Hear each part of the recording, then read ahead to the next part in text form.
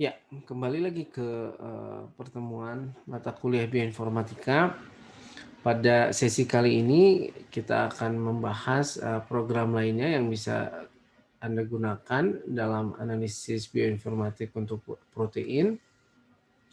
Kali ini adalah yang kita coba akan eksplorasi terkait dengan conserve, di mana conserve ini goal-nya adalah untuk melakukan identifikasi asam amino yang penting yang dia bisa terprediksi mempunyai potensial interactions, baik dengan ligan, molekul DNA ataupun RNA ataupun protein-protein lainnya.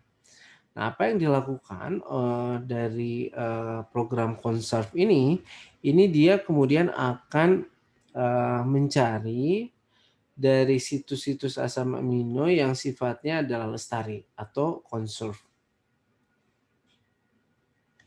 Nah, sebagai contoh di sini kita akan lihat ya, kita akan coba eksplorasi terkait dengan protein beta kelas N6 adenin DNA metil transferase.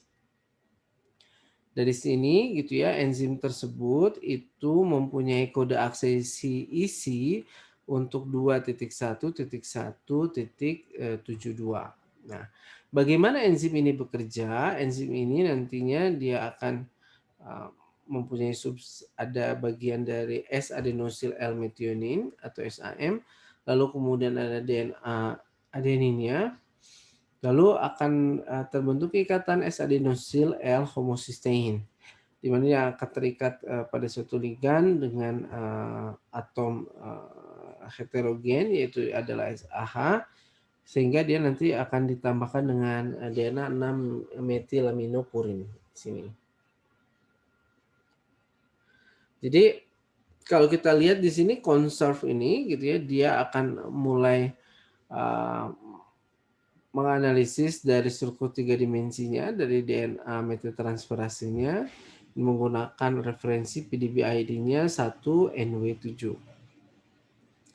Lalu kemudian conserve ini gitu ya, nanti dia akan mengkalkulasi bagaimana laju evolusi dari setiap posisi asam amino yang ada di dalam protein tersebut. Hasilnya nanti akan dipetakan ke dalam struktur protein tersebut, dan nanti kemudian kita akan mendapatkan hasil residu mana saja yang memang betul-betul penting atau krusial yang dapat kemudian menentukan apakah protein itu dapat berfungsi secara stabil.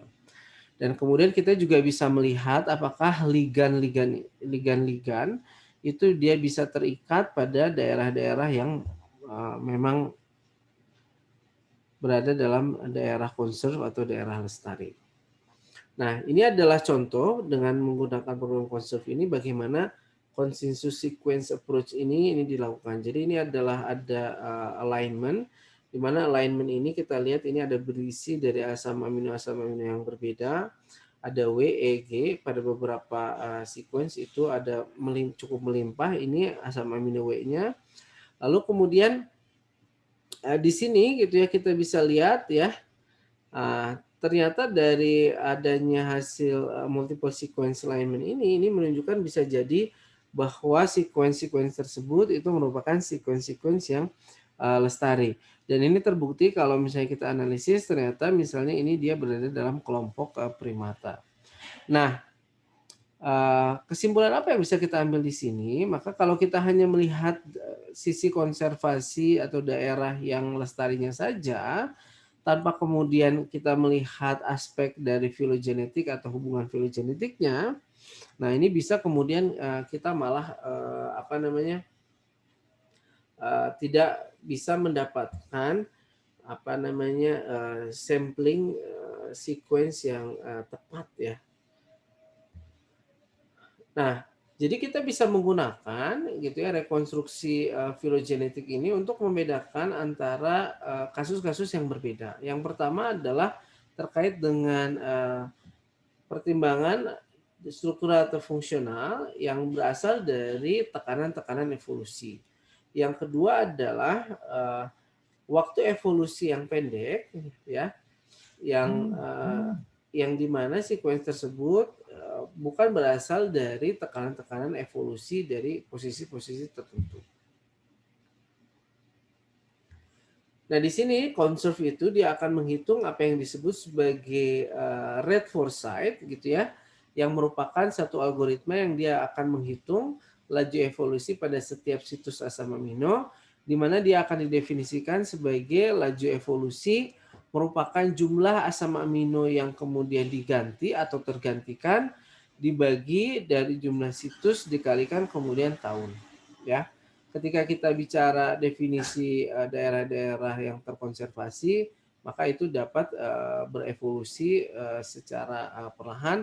Tapi kalau misalnya situs-situsnya dia bersifat variabel, nah itu dia akan berevolusi secara cepat gitu ya di sini.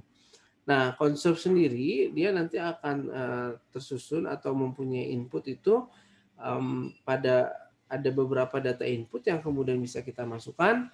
Pertama ada user provided value genetic tree, ini bersifat opsional. Yang paling pentingnya itu ada 3D structure, ini adalah merupakan suatu yang obligatory atau wajib. Nah, yang ketiga ini ada user provided MSA atau optional. Nah, ini masih bersifat optional. Nah, jadi dari 3D structure ini dia nanti akan mengkoleksi sequence-sequence yang bersifat homolog. Nanti kemudian akan conserve ini dia nantinya akan merekonstruksi multiple sequence alignment.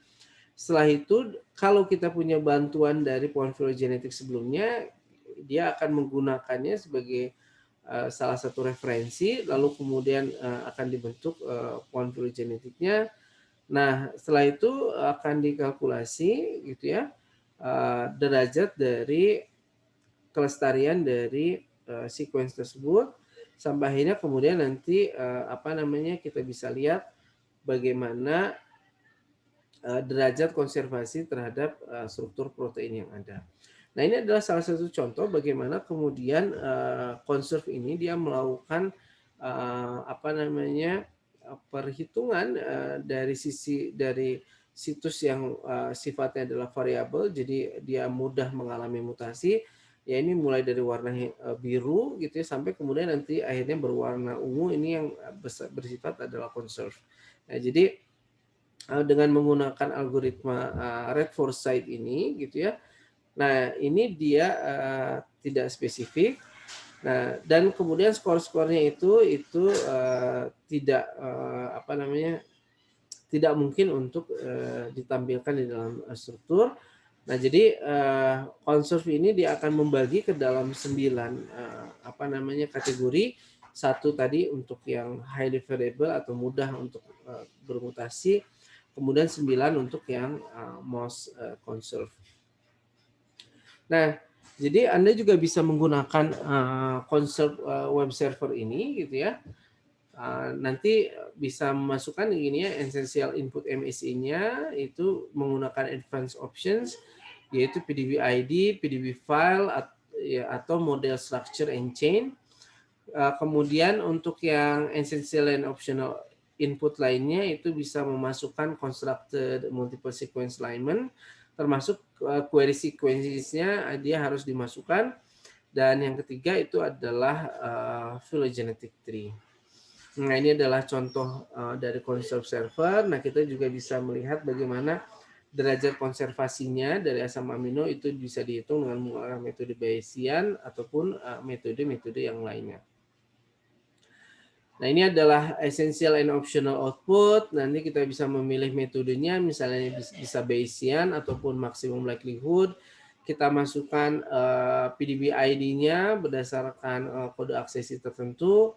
Kita bisa cek ini juga ya, rantai-rantainya di database yang terhubung dengan PDB sum.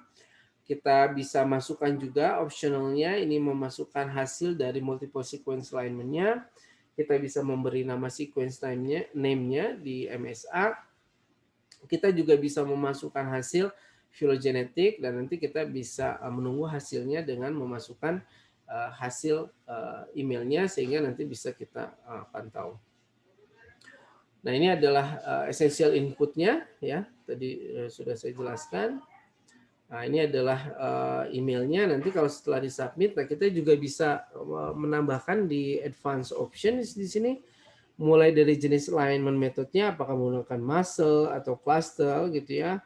Lalu kemudian di sini kita bisa gunakan juga Swiss Prot atau Uniprot, dan additional blast options yang bisa kita gunakan. Nah, ini juga modal substitusinya bisa JTT atau yang merupakan default, atau kemudian parameter-parameter lain yang memang bisa kita lihat. Nah, ketika kemudian proses analisis itu telah diselesaikan oleh Conserve ya, nah nanti kita dapat menemukan gitu ya, banyak sekali ini tautan-tautan yang berisi adalah hasil. Mulai dari Conserve results yang dia dapat kita lihat dalam bentuk web page, ataupun kemudian di bagian lainnya yang dia bisa kita gunakan untuk misalnya resolusi untuk publikasi. Skornya juga bisa kita lihat. Ini adalah hasil multiple sequence alignment yang diproduksi. Ini adalah hasil phylogenetiknya. Nah, ini ada kemudian Rasmol coloring script kalau kita memang mau menggunakan rastop, dan juga kita bisa mengeksploitasi hasilnya nanti dengan menggunakan PMOL ya, PMOL viewer. Nah, ini adalah salah satu contoh dari hasil Conserve. Kita juga bisa melihatnya di web based viewer, yaitu adalah Jmol ya. Ini bisa diberikan warna macam-macam, mana bagian yang Conserve ya, mana bagian yang kemudian variabel, ini bisa kita lihat ya. Ini yang bagian Conserve ini di bagian dalam dia bisa jadi ya akan punya potensi untuk apa namanya, terikat dengan satu ligan tertentu yang memang kita ingin kaji. Baik, sebagai summary, jadi Conserve ini dia sangat tergantung oleh kualitas dari multiple sequence alignment yang diberikan. Oleh karena itu kita harus dengan hati-hati apa namanya membuat multiple sequence alignment. Kalau MSA-nya itu tidak kita berikan, maka otomatis Conserve ini dia nantinya akan menggunakan algoritma SciBLAST dan nanti kemudian akan melakukan pensejajaran atau alignment menggunakan ClustalW. Dan parameter yang digunakannya adalah parameter-parameter yang standar. Nah, jadi yang perlu kita pahami juga, walaupun kemudian dengan parameter yang standar itu juga bagus, tapi biasanya adalah sangat direkomendasikan untuk kemudian melihat hasil MSA ini secara manual, sehingga kemudian kita bisa mendapatkan atau meningkatkan kualitas dari data evolusi yang ada, gitu ya. Nah, ada beberapa hal yang perlu kemudian kita pahami yang terkait dengan Conserve ini. Ada caveat-nya ya. Kadang-kadang gitu ya beberapa bagian itu tidak bisa Conserve. Salah satu kasusnya di sini adalah pada peptide binding groove untuk protein MHC kelas 1 terutama di bagian heavy chain. Kita lihat di sini justru peptide bindingnya dia berada pada lokasi yang bersifat variabel. Ya.